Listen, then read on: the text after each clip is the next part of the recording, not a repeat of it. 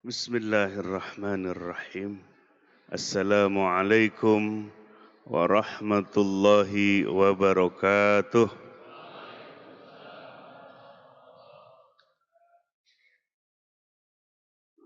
Alhamdulillahi rabbil alamin wal aqibatu lil muttaqin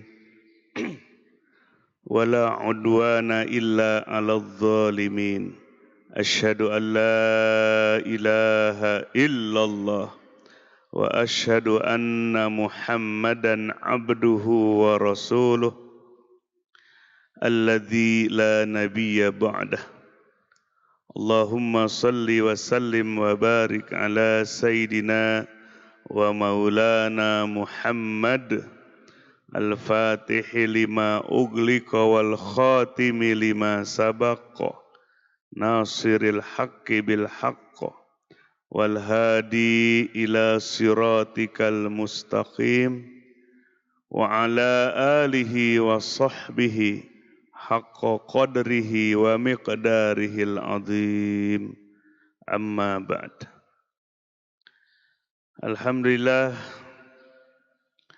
senantiasa memuji dan bersyukur kepada Allah Subhanahu wa taala, sebab orang yang bersyukur itu sedang zikir kepada Allah.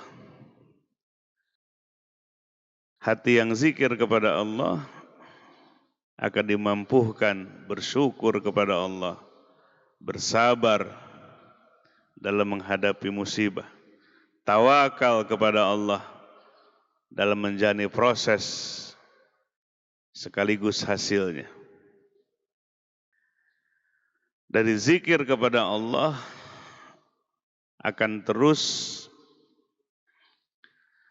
terwujud makom atau pilar-pilar rohani yang dibutuhkan oleh diri kita dalam menjalankan tugas kita yang mulia, misi kita yang mulia, yaitu beribadah kepada Allah. Wa ma khalaqtul jinna wal insa illa liya'budun. Tidaklah aku jadikan, ciptakan jin dan manusia kecuali mereka supaya beribadah kepadaku. Liya'buduni, supaya mereka beribadah kepadaku. Jadi tugas kita, misi kita dilahirkan oleh Allah, diciptakan oleh Allah. Di atas panggung bumi ini, yaitu untuk beribadah kepada Allah, mengabdi kepada Allah.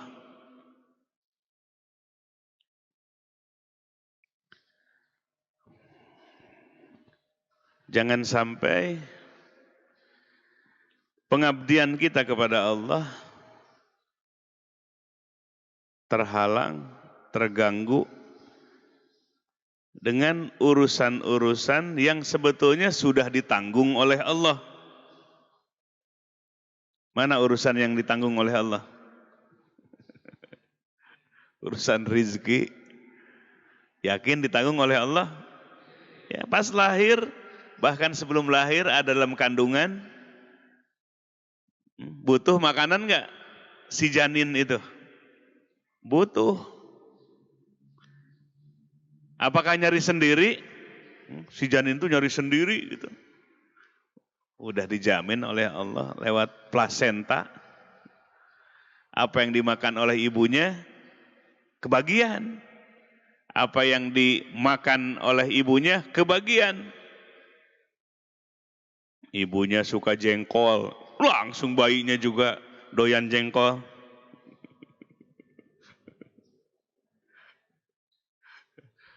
Tuh, belum lahir saja sudah dijamin oleh Allah. Kenapa risau? Coba pikir-pikir itu, kalau merhatiin itu. Pagi-pagi seperti ini, itu di masjid banyak burung enggak? Ya. Tanda sudah pagi, wah burungnya berkicau, kedengeran. Kenapa? Menanti pagi karena Allah akan ngasih rizki. Bertasbih aja gitu, nggak ada yang ngeluh. Si burung gareja, burung masjid ini teh. Si burung masjid nggak ada yang ngahuleng. Kenapa kamu pusing mikirin rizki 10 tahun ke depan? Enggak. Masa kalah sama burung manusia?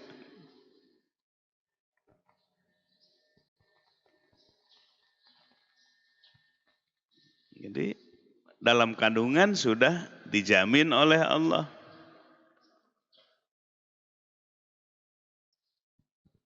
Bahkan bukan sebatas makanan yang masuk ke dalam si anak tersebut, si janin tersebut. Ibunya baca Quran, anaknya juga baca Quran. Janinnya juga. Ibunya nonton sinetron, si janinnya juga suka sedang nonton sinetron. Begitu juga bapaknya, ayahnya. Makanya nggak heran pas lahir sudah apa? Apa kebiasaan di dalam kandungannya. Maka Nabi mengajarkan baca Quran, wirid yang sempurna, akhlaknya yang baik, ucapannya, tindakannya, hatinya sidik benar, ucapannya sidik benar, perilakunya pun sidik benar. Sedang dididik. Mendidik itu bukan, ayo baca, harus begini, harus begitu. Orang tuanya itu. Ucapan orang tuanya, perilaku orang tuanya, itu sedang mendidik kepada khususnya janin yang ada dalam kandungan ibunya.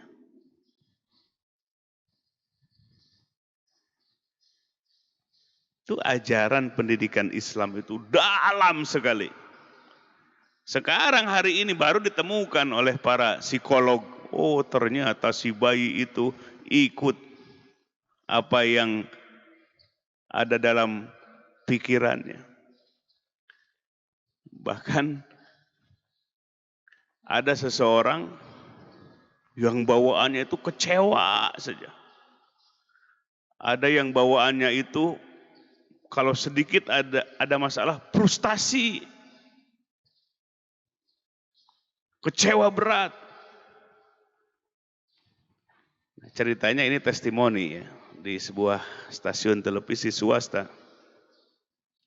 Dia kuliah psikologi ke Amerika. Sampai di sananya mau bunuh diri. Jadi sering akan terjadi melakukan bunuh diri. Ternyata setelah dipelajari, kenapa punya sifat seperti itu? Ditanyakanlah setelah pulang ke Indonesia, ke orang tuanya, ke ibunya. Ternyata ketika dikandung si anak tersebut yang gampil stres, yang gampil putus asa, bahkan akan bunuh diri.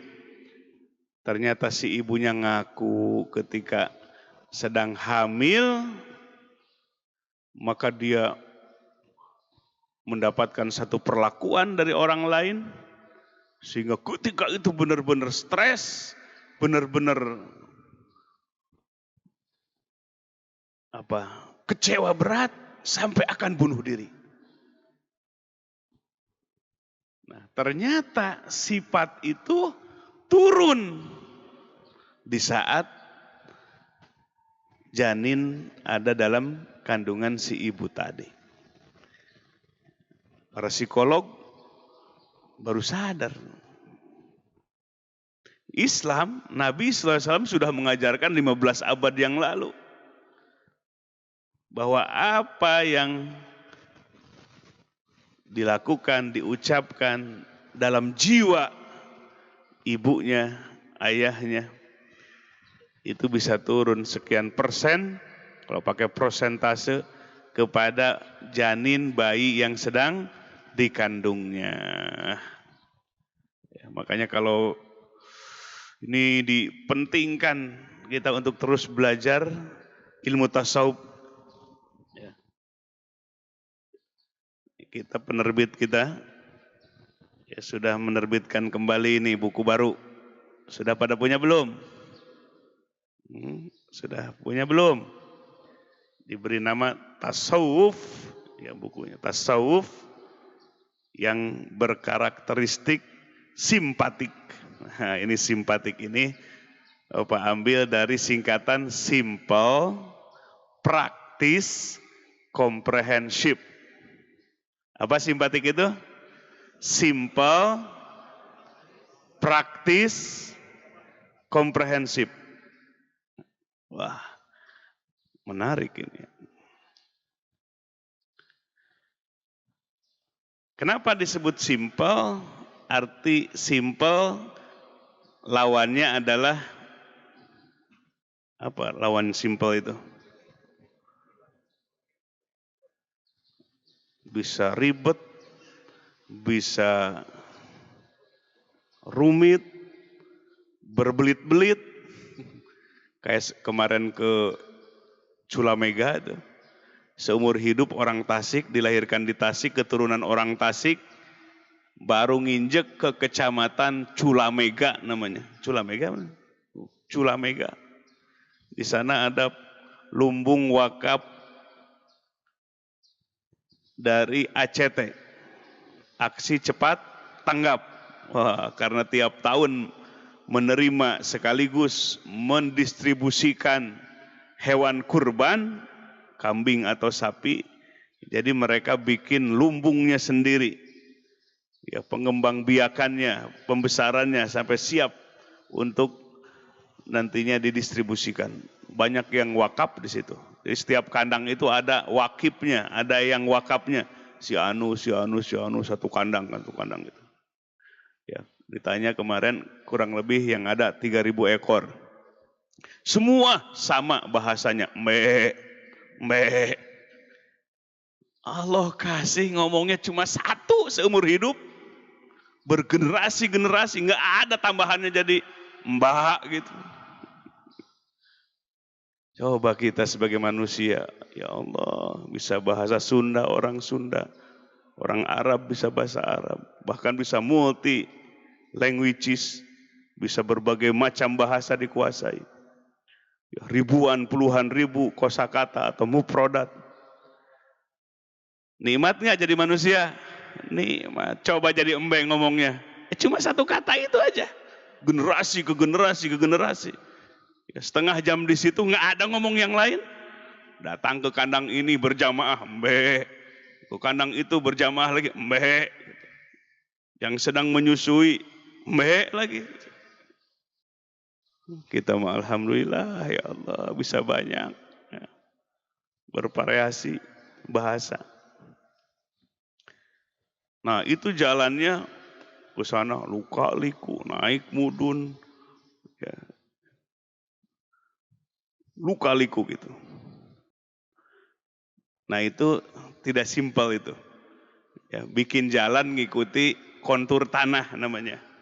Tapi kalau jalan tol, walaupun kontur tanahnya tebing, lembah, gunung, pakai teknologi modern bikin jalan, simple. Jadi cepat nggak? Jadi cepat. Nah itu perbandingannya, simple dan ribet begitu. Seperti jalan tol dengan jalan Tasik Selatan.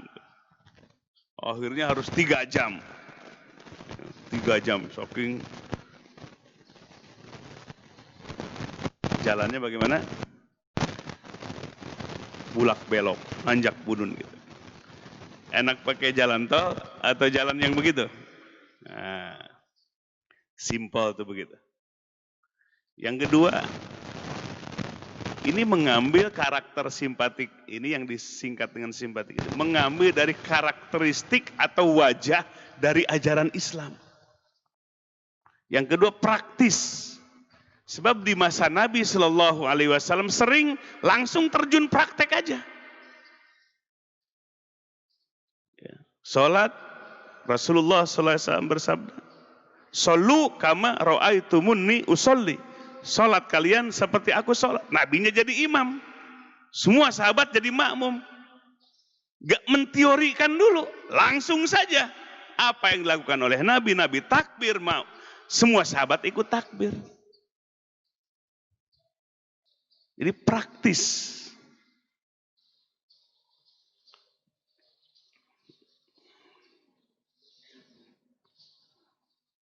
Ini adalah karakteristik dari ajaran Islam.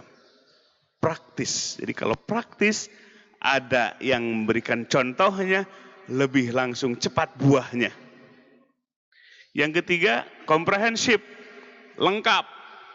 Ya, jangan belajar sepotong-sepotong. Kalau belajarnya tadarruj itu bertahap, tetapi menuju kepada yang komprehensif, yang lengkap. Ilmu tauhidnya dipelajari, ilmu fikihnya dipelajari, ilmu tasawufnya dipelajari. Itu maksudnya komprehensif. Jangan sampai belajar ilmu tauhid, belajar ilmu fikih tanpa tasawuf, belajar tasawuf tanpa belajar tauhid atau fikih. Komprehensif artinya ajaran Nabi utuh. Ad-dinul kamil, ad-dinus syamil. Agama Islam adalah yang lengkap, yang sempurna, dan komprehensif.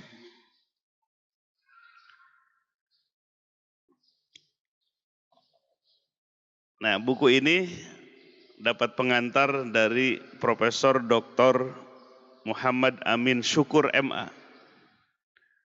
Ya, beliau seorang pakar ilmu filsafat Islam dan tasawuf di Universitas Islam Negeri Semarang, yang beberapa bulan yang lalu dengan timnya melakukan observasi atau kegiatan penelitian di pondok pesantren kita, khususnya di tarekat kita. Beliau menangkap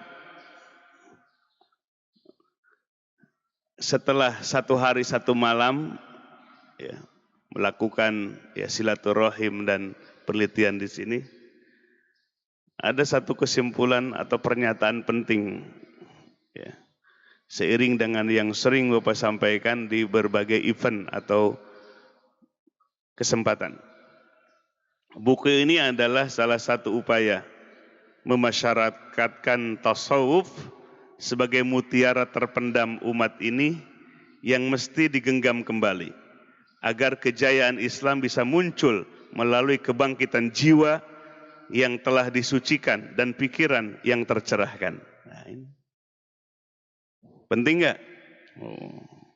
Simple ini, singkat tapi padat.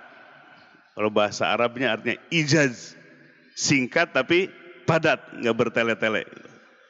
Ya.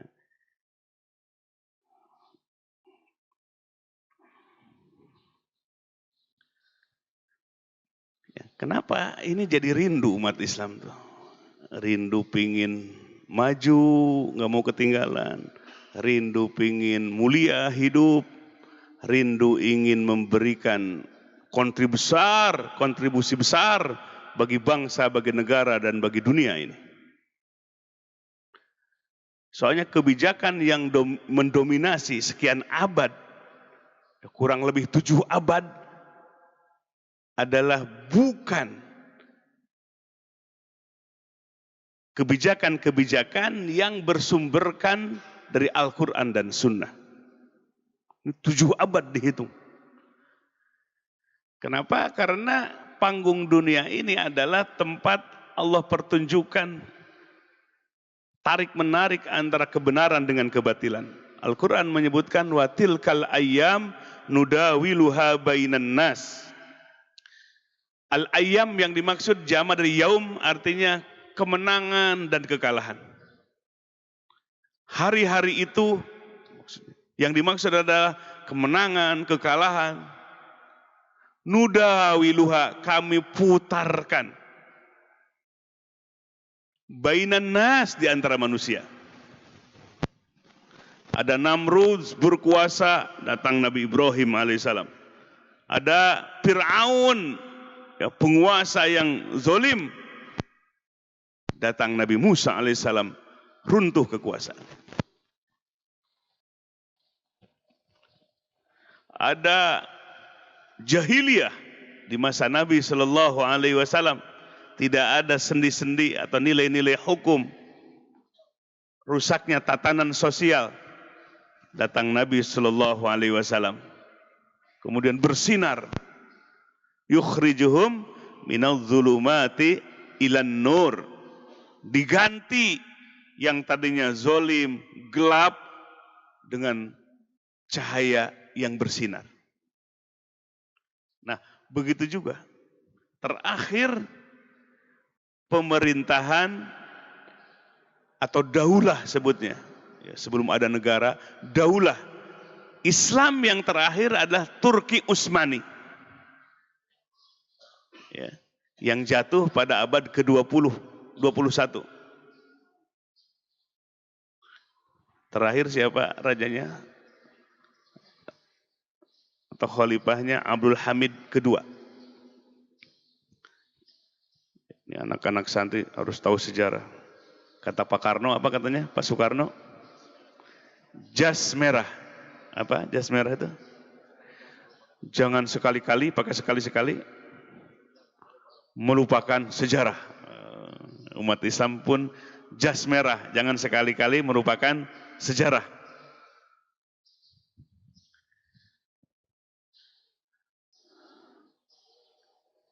Nah, di waktu itu daulah Turki Utsmani itu hampir menguasai ya 1/3 dari bumi. Asia, Afrika, sampai benua Eropa, kekuasaannya itu.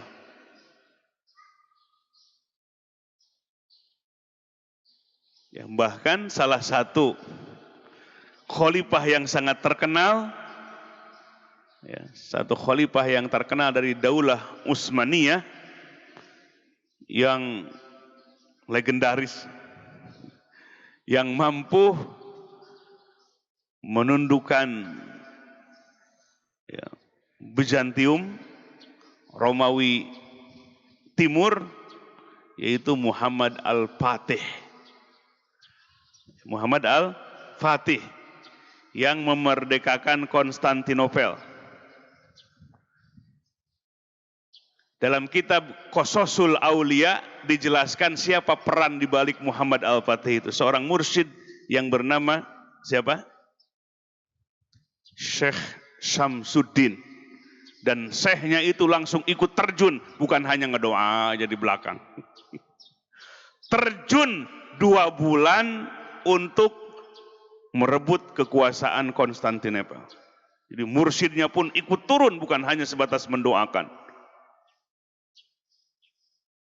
Dalam kitab Qasasul Aulia, kisah-kisah para wali Allah. Nah, Muhammad Al-Fatih ini salah satu khalifahnya di daulah Turki Utsmani. Termasuk kitab yang ditulis oleh seorang penulis yang sangat produktif ya di Timur Tengah, yang berjudul Ad-Daulah Al-Utsmaniyah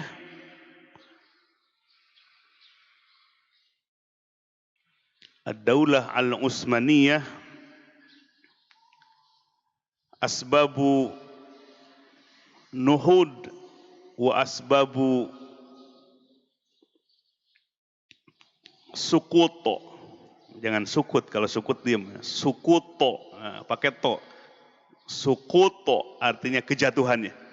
Penyebab, sebab-sebab kebangkitan Turki Utsmani dan sebab-sebab jatuhnya Turki Utsmani. Alhamdulillah, ulama mursyid yang mempertahankan Turki Utsmani di saat rongrongan Eropa terus menggembosi Turki Utsmani dan sebagian wilayahnya dijajah. Ternyata ulama yang tampil bukan siapa-siapa, guru kita Syekh Ahmad Syarif As-Sanusi dalam kitab Al-Harakah As-Sanusiyah fi Libya.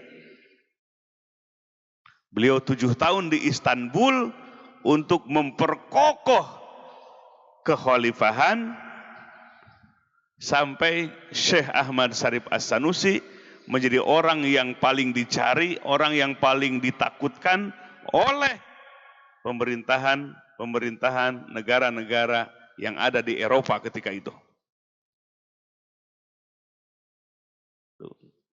Syekh Ahmad Syarif As-Sanusi, saking berbahayanya kondisi beliau, maka sang khalifah mengamankan beliau supaya keluar dari Istanbul.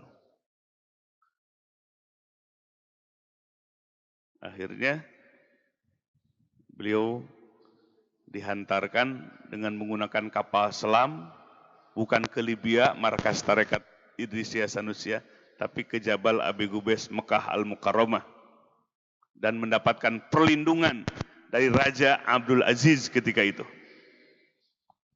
Jadi yang paham kata orang sekarang itu diadu-adu domba, Wahabi, Salafi, Toriko, apalagi. Tarekat kita alhamdulillah dapat penghormatan dan penghargaan dari Raja Abdul Aziz yang berkuasa di Najd ketika itu. Kemudian masuk ke Mekah dan Madinah kekuasaannya. Kenapa? Karena tarekat ini terus memperkuat untuk mengamalkan Quran dan As-Sunnah.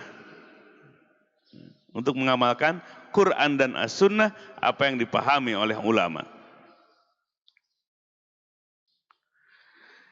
Hadirin wal hadirat rahimakumullah. Nah, umat Islam ini ya tertekan, kondisinya lemah, maka semuanya rindu ingin mendapatkan kemuliaan dalam menjalankan agamanya di dalam panggung kehidupan dunia ini. Nah, salah satu faktor umat Islam bisa menerapkan nilai-nilai ajarannya dalam kehidupan, dalam sebuah pemerintahan, salah satu unsur terpentingnya adalah at-tasawuf. Sehingga Said Sabiq dalam kitab Anasirul Quwah fil Islam, apa judul kitabnya? Anasirul Quwah fil Islam, unsur-unsur kekuatan dalam Islam atau elemen-elemen kekuatan dalam Islam, maka di dalamnya adalah ilmu tasawuf sebagai jauhar. Jauhar artinya esensi dari ajaran Islam, mutiaranya dalam Islam. Nah, sehingga profesor ini, tasawuf adalah mutiara. Cuma mutiaranya terpendam ini, gak dipegang. Mutiaranya masih ada di mana tuh, di laut gitu. Karena kebanyakan umat Islam sudah melalaikan ilmu tasawuf ini. Padahal oleh para ulama, tasawuf adalah jauharul Islam, esensi dari ajaran Islam. Ya, mudah-mudahan mutiaranya nggak terpendam lagi nih, digenggam oleh umat Islam. Jadi santun, jadi bijaksana, tapi bukan berarti Islam moderat itu nggak amar ma'ruf nahi munkar. Nah, ini sering di kotak-kotak. Kalau ada orang amar ma'ruf nahi munkar, wah nggak toleran ini. Wajah Islam itu sempurna, karakternya sempurna. Amar ma'ruf, menyampaikan yang baik dengan bijaksana. Mencegah, melakukan tindakan preventif dari yang mungkar. Ya, kalau orang melaksanakan yang mungkar kemudian dicegah, kira-kira emosi nggak? Emosi. Ya, jangan sampai dipecah-pecah nih umat Islam ini. Padahal semuanya adalah wajah Islam yang sempurna. Ada amar ma'rufnya, ada nahi munkarnya. Makanya pemerintahannya umat Islam harus tampil oleh umat Islam yang membawakan wajah Islam. Jadi presidennya, jadi gubernurnya, jadi bupatinya, jadi wali kotanya, jadi pak camatnya, kepala desanya, pak RW-nya, pak RT-nya. Yang membawakan karakter jiwa Islam. Jiwa Islam itulah tasawuf.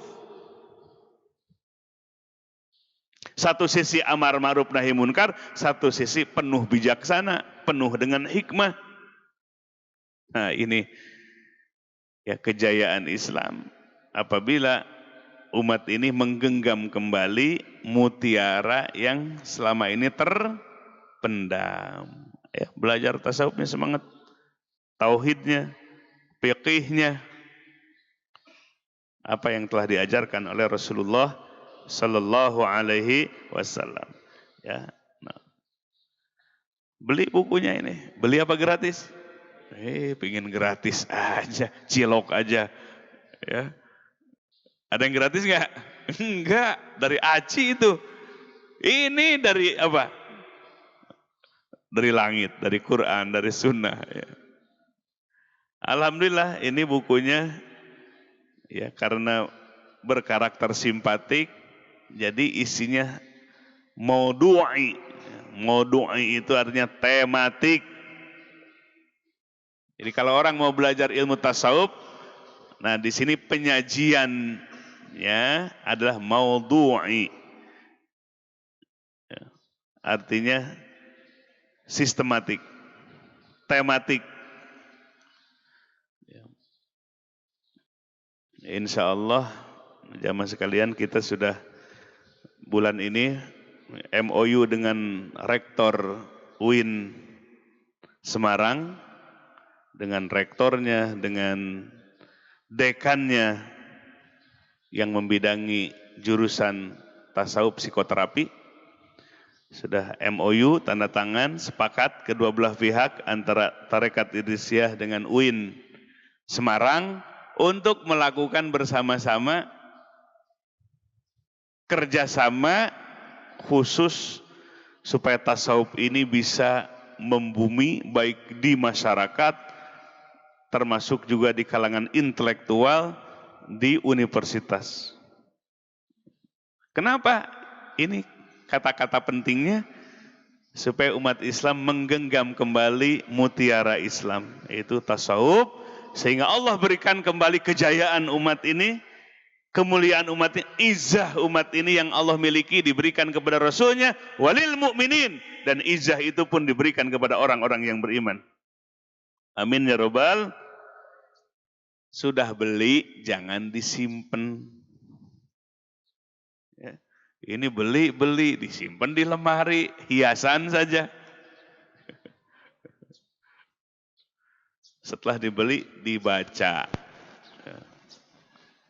Setelah beli, dibaca. Setelah dibaca, dipahami, diamalkan, dan sampaikan kepada yang lain. Insya Allah barokah. Tambah ilmu. Ya, sengaja setiap buku 20 judul. Insya Allah yang sudah tersedia berapa nih MK? Sudah 100 judul. Berarti nyusul nanti insya Allah jilid 2, jilid 3, jilid 4. Ya, nah sebelum keluar jilid 2, setiap murid harus punya, kemudian dibaca, dipahami, diamalkan. Siap semua? Di keluarga ada 5, masing-masing 1 atau 1 saja? Kalau makan 1 piring bareng-bareng atau setiap orang 1 piring? Kalau makan mah nggak mau katanya 1 piring ber-5 gitu. Nggak kenyang katanya gitu. Alhamdulillah ini Allah berikan ilmu, ya, tidak pernah berhenti memberikan ilmu setahap sedikit. Ya, alhamdulillah, sehingga tasawuf yang dipahami lewat tarekat ini, ya, atas penelitian guru-guru besar, sehingga untuk didorong supaya masuk ke universitas, masuk ya ke masyarakat, ya, karena para ulama telah menjelaskan dulu di zaman Umayyah, Abbasiyah, Turki Utsmaniyah, maka kekuatan Islam itu terletak pada jiwa umat. Ya, jadi terletak pada apa? Jiwa umat. Kemajuan termasuk kemunduran umat ini tergantung pada jiwa umat. Kalau jiwanya bertasawuf, maju. Kalau jiwanya tidak bertasawuf, centang perenang, saling memusuhi, saling mengkafirkan, saling menjatuhkan, satu sama yang lain.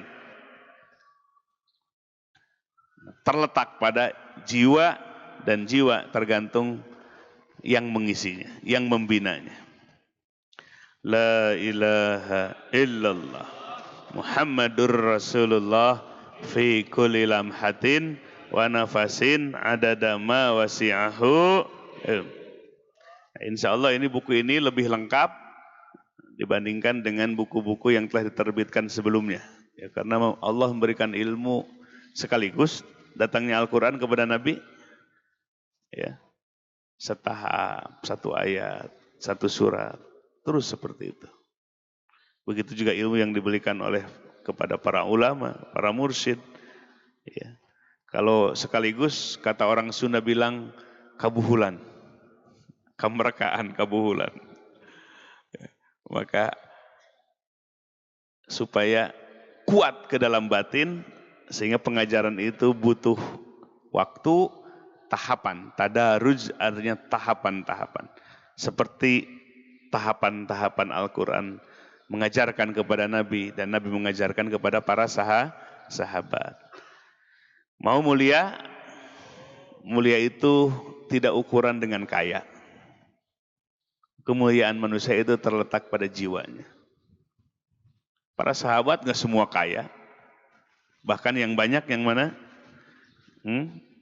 Menengah ke bawah, ke bawah, ke bawah, ke bawah. Menengah ke atas, menengah ke bawah. Menengah ke bawah, tapi mulia. Mulia. Kenapa? Karena jiwanya ditempa ilmu tasawuf yang diajarkan oleh Rasulullah SAW. Orang yang sabar, orang yang amanah, orang yang siddiq. Itu nilai-nilai yang mahal. Jiwa kita ingin siddiq, benar ucapannya, benar hatinya, benar perilakunya, ya, harus ditempa. Bukan sebatas membaca saja buku ini, tapi mempraktekannya. Beriyadhah namanya para ulama, bermujahadah. Setelah sholat subuh terutama, jangan keluar dulu. Nabi mengajarkan sampai waktu syuruk atau isyraq, matahari terbit. Dalam kitab Al-Bidayah wa Nihayah yang dikarang oleh Syekh Ibnu Katsir, Imam Ibnu Katsir rahimahullah, beliau mengutip apa yang diceritakan oleh Sayyidina Ali karramallahu wajhah kepada sahabatnya. Dulu kami dengan Nabi ketika masih ada, setelah sholat subuh berjamaah di masjid, nggak pulang, berzikir, meneteskan air mata, bahkan ada yang sampai berputar-putar. Yakhiruna lil adqon, jatuh tersungkur saking merasa hina dan merasakan agungnya Allah. Tuh sedang zikir tuh seperti itu. Tetesan air mata nggak basi, tidak ditahan. Sehingga dalam kitab Tanwirul Qulub, Syekh Muhammad Amin Al-Qurdi rahimahullah, ketika berzikir jangan heran ketika ada orang yang sedang berzikir ya duru, berputar-putar. Yasqutu, jatuh, tersungkur ketika zikir. Jangan heran. Begitu dulu para sahabat dibimbing oleh Nabi.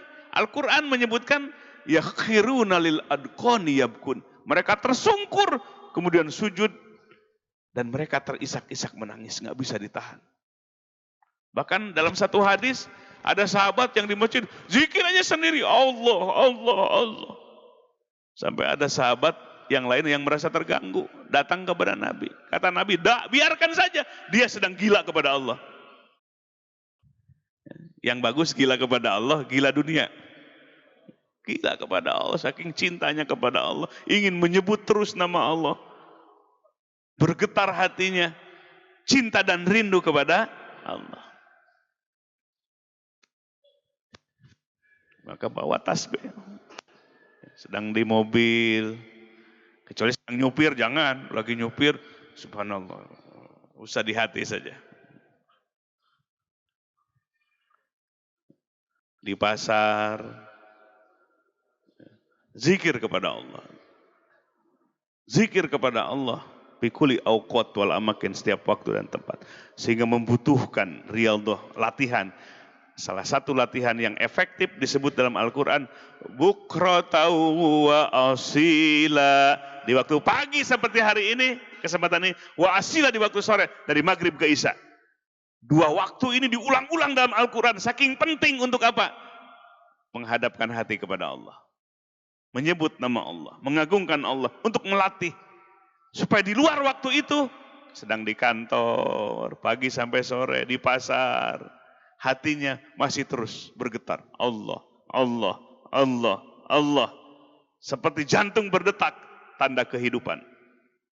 Detak jantung. Begitu juga hati Allah. Allah. Menjadi hidup pikiran kita, menjadi hidup jiwa kita.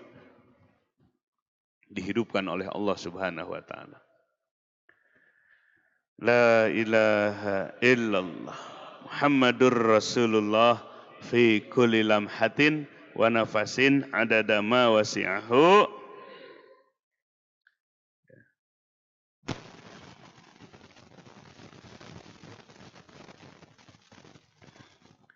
Hadirin wal hadirat rahimakumullah. Inilah kata orang Sunda kakaren ini. Pengajiannya masih kakaren. Artinya ya, kalau makanan kakaren masih ada karena di bulan Syawal ini. Ya, baru satu minggu pas satu minggu. Ya, dari satu Syawal. Ya, mudah-mudahan lewat pengajian ini Allah jaga kefitrahan kita. Sebab yang akan pulang kepada Allah, dibawa kepada Allah bukan harta. Ada orang meninggal bawa kunci mobil.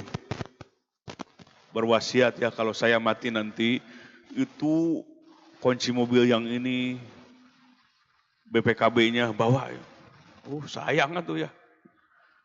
Atau sertifikat tanah tuh yang hektaran. Dibawa nggak? Nggak. Apa yang dibawa? Apa yang dibawa? Al-Quran menyebutnya, yauma la yanfa'u malu wala banun illa man atallaha biqalbin salim. Tiada ada satu hari tidak ada manfaatnya. Harta dan anak laki-laki yang dibanggakan ketika di dunia. Harta yang diperebutkan, harta yang dibanggakan. La yanfa'u. Tidak akan bermanfaat. Kecuali di hari itu ada yang manfaat. Kecuali di hari itu ada yang manfaat. Illa man orang atallaha. Atallaha datang kepada Allah. Sebab kita akan menemui Allah. Biqalbin biqalbin membawa qalbin hati salim yang selamat. Jadi hati yang akan kita bawa. Cek hati kita apa isinya? Dunia, permusuhan, iri, dengki, kebencian. Sebab hati yang akan dibawa. Betapa malu, betapa kita tidak akan siap menghadap kepada Allah. Kalau kita membawa hati tidak salim, tidak selamat. Selamat dari apa? An amrodil qalbiyah, dari seluruh penyakit-penyakit hati. Ujub, bangga diri, takabur, sombong, menolak kebenaran, Gak butuh dengan nasihat, gak butuh dengan agama. Sombong terbesar sebab Nabi adalah menolak kebenaran. Gak butuh ulama, bisa sendiri baca. Yang kedua, sombong sebab Nabi, di hatinya meremehkan orang lain. Karena kita merasa banyak ilmu, remeh yang bodoh itu. Meremehkan yang bodoh. Merasa banyak harta, remeh yang bodoh itu. Merasa tinggi jabatannya, remeh rakyat. Padahal yang milih rakyatnya. Itu sombong yang kedua. Kalau sombong itu ada dalam hati pulang kepada Allah, jangankan masuk surga. Mencium baunya saja tidak akan pernah. Awas. Diberi kekayaan. Dalam hati itu, si eta. Karena kita lihat miskin. Kita punya ilmu. Si eta. Tahu ololehonya, kata orang Sunda. Tahu lagi kecilnya. Sombong. Ada sombong karena umurnya. Saya senior. Itu mah, atau kemarin sore orang itu mah. Meremehkan. Itu takabur.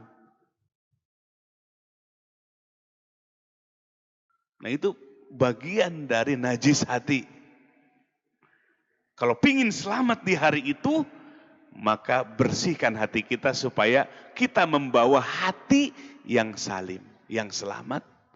An amrodil qalbiyah, dari penyakit-penyakit hati. Ujub, takabur, ria, cinta kepada dunia, gila kepada dunia, kepada jabatan. Yang kedua, selamat hati dari dosa karena banyak bertobat kepada Allah. Sebelum ajal kematian menghampiri, dia benar-benar memastikan diri, semakin banyak membersihkan diri. Innallaha yuhibbut tawwabin wa yuhibbul mutatahhirin. Allah mencintai orang yang banyak taubatnya, bukan sekali taubat. Tiap hari taubat kepada Allah. Setiap saat taubat kepada Allah. Dan Allah mencintai mutatahhirin, yang selalu menyucikan hatinya tadi dari penyakit-penyakit hati itu. Jadi hati yang akan pulang, yang akan kita bawa pulang menemui Allah. Qalbun salim, atau yang kedua, qalbun munib, yang datang kepada Allah biqalbin munib, membawa hati yang munib. Munib artinya rojiun, ingin selalu taubat kepada Allah, ingin selalu kembali kepada Allah. Munib dari inabah, maknanya inabah, selalu ingin balik kepada Allah, pulang kepada Allah. Qalbun munib. Nah, hati yang salim, selamat, yang munib, pulang kepada Allah, ya, akan selamat dari kerugian. Jangan sampai yang tidak akan dibawa kepada Allah malah dipusti-pusti. Yang tidak akan dibawa kepada Allah malah membuat kita jadi bakhil, bin pelit, bin apa lagi? Ibu-ibu, bin pelit, bin anak laki-laki berarti ya. Bin pelit, bin bakhil, bin koret, bin meregehese, bin buntut kasiran. Waduh, komplit ini ya. Saking pelitnya kepada agama, apalagi kepada orang lain. Pelit kepada diri sendiri aja pelit. Mau ke Tasik, punya mobil, sayang nanti ada beca yang nyeruduk. Akhirnya jalan kaki. Saking pelitnya kepada diri saja pelit, apalagi kepada agama, kepada orang lain. Beli sate, sayang udah aja beli bumbunya. Sayang kalau beli sate, dah bumbunya saja. Bayangkan, ke dirinya aja pelit. Apalagi kepada agama yang mengandung nilai yang sangat tinggi. Jadi kalau pingin ditolong oleh Allah, belajar kita menolong agama. Lahiriahnya seperti menolong agama Allah. Dimudahkan segala urusan oleh Allah. Janji Allah, intan surullah yang surkumullah. Apabila kalian mau menolong agama Allah di berbagai sisi yang kita mampu, Allah berikan amanah, baik dengan harta, dengan ilmu, dengan tenaga, yang surkumullah, Allah akan tolong kalian.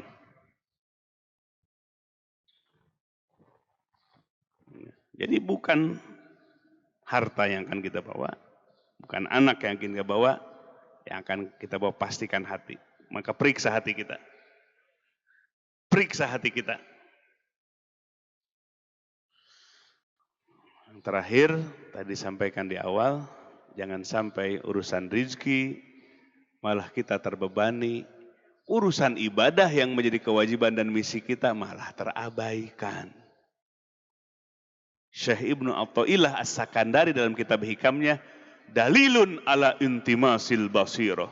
Kalau orang menyikapi urusan rizki malah menjadi resah, menjadi beban, pada rizki sudah ditakar oleh Allah, sudah diukur jumlahnya, kewajiban kita mencarinya dengan yang halal itu.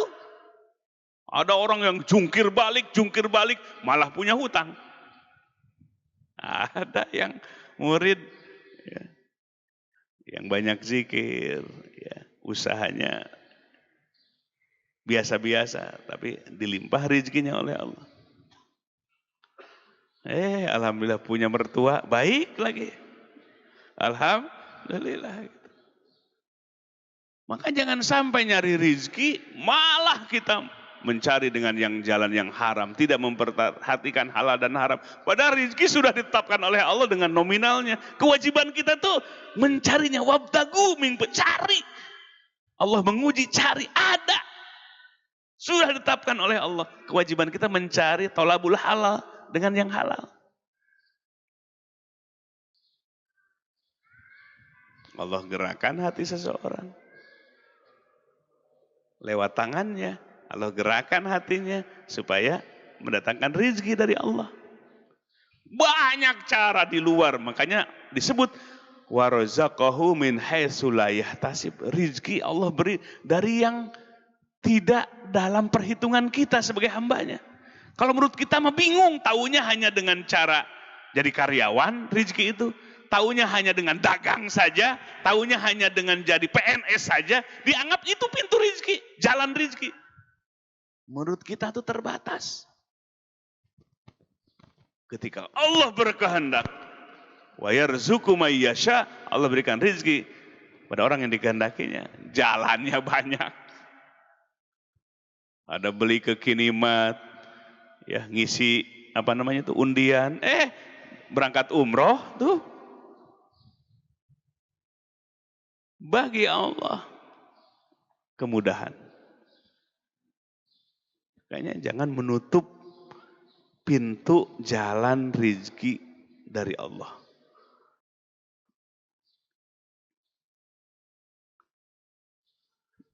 Urusan ibadah yang menjadi misi kita, yang menjadi bekal kita, malah kita abaikan.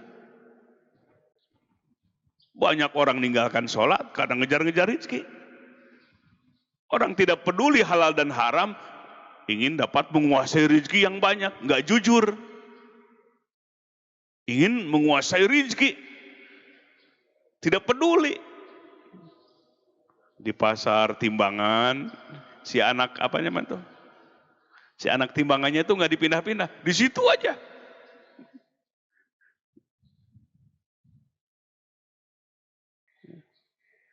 Kalau itu yang dilakukan untuk mendapatkan rezeki, segera ingin dapat yang banyak, nggak memperhatikan halal dan haramnya.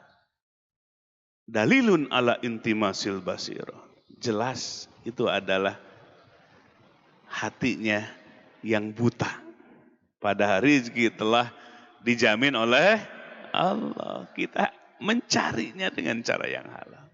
Urusan ibadah yang harus kita usahakan, sebab itu adalah tugas kita sekaligus bekal kita.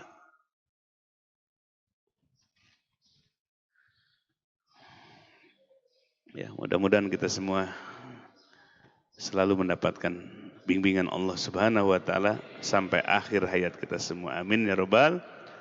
Itu saja kajian Ahad pagi pertama di bulan Syawal ini. Mudah-mudahan Allah ampuni seluruh dosa-dosa kita.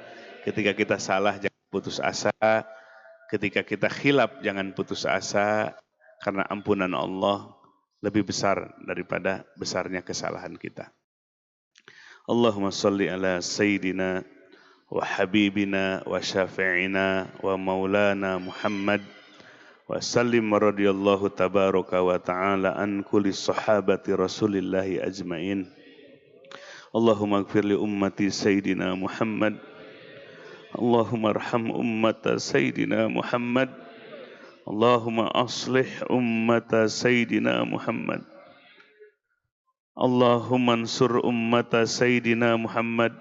Allahumma astur ummata Sayyidina Muhammad.